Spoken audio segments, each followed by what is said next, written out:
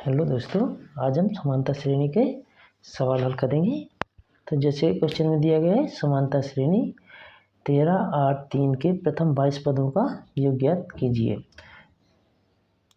तो दोस्तों, ये एक समानता श्रेणी है जिसमें एक निश्चित क्रम में अंक क्या है घट रहे हैं, तो हमको बोला गया है 22 पदों का योग ज्ञात कीजिए।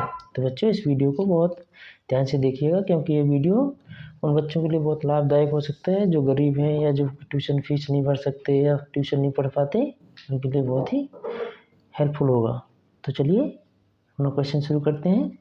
हमको क्या दिया गया है, समानता श्रेणी दी गई है, हमको बोला गया है 22 पदों का योग ज्ञात कीजिए। तो सबसे पहले हमको यहाँ पर क्या दिया गया है, हम यहाँ लिखेंगे दिया गया है।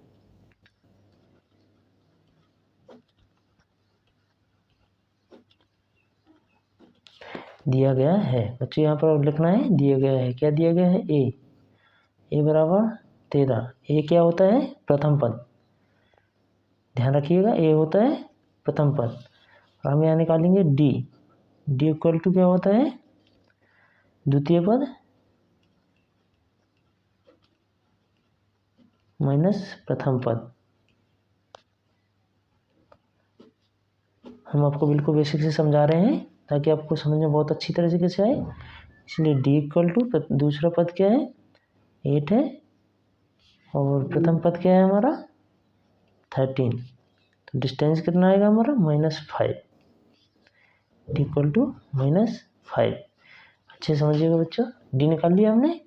अब हमको क्या बोला गया है, 22 पदों का योग, तो एन टोटल नंबर कितने हैं, एन इक्वल टू 22। ये लिख लिया हमने, ये चीज़ हमको यहाँ इसमें दी गई हुई है। अब क्या करेंगे हम,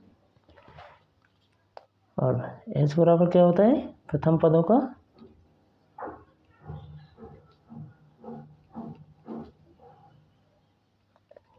योग।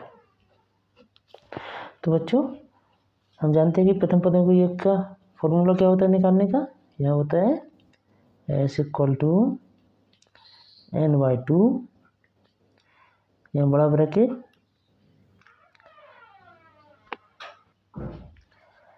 2a प्लस n-1 इसमें d।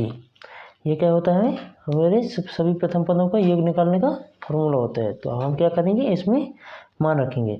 तो क्या करेंगे, एस इक्वल टू एन क्या दिया गया है, एन बराबर ये 22, तो एन की जगह रखेंगे 22/2 ब्रैकेट 2, ए की जगह क्या दिया गया है, ए का मान 13, ये 2 × 13 करेंगे धन एन का हमको पता है 22 दिया गया है, -1। डी डिस्टेंस हमने कितना निकाला था, -5। तो बच्चों, यहाँ पर ध्यान देने वाली बात है, यहाँ पर तो यहाँ तक लगभग सभी बच्चे नॉर्मली निकाल लेते हैं। अब यहाँ मेन होता है इसका कैलकुलेशन में गड़बड़ी नहीं करना, क्योंकि अगर हमने अभी तक जो क्वेश्चन किया है, अगर यहाँ पर हमने गड़बड़ कर दिया तो ये पूरा ही हमारा क्वेश्चन क्या है, गलत हो जाएगा। तो यहाँ ध्यान से देखिएगा, एस बराबर 22 में 2 से भाग दे देंगे तो 11, 22, 11। अब यहाँ 13 दूनी 26 प्लस, अब हमें सबसे पहले क्या करना है, ये जो ब्रैकेट है इसको सॉल्व करना है। तो इधर क्या आएगा 21, 22 में से एक जाएगा 21 इंटू -5। ये -5 नहीं है, इसके मल्टीप्लाई के साथ है ये -5, ऐसे ब्रैकेट में इसको रखना है, -5 है। इस -5 का क्या करेंगे, अंदर हम गुणा करेंगे, तो इधर क्या होगा 11।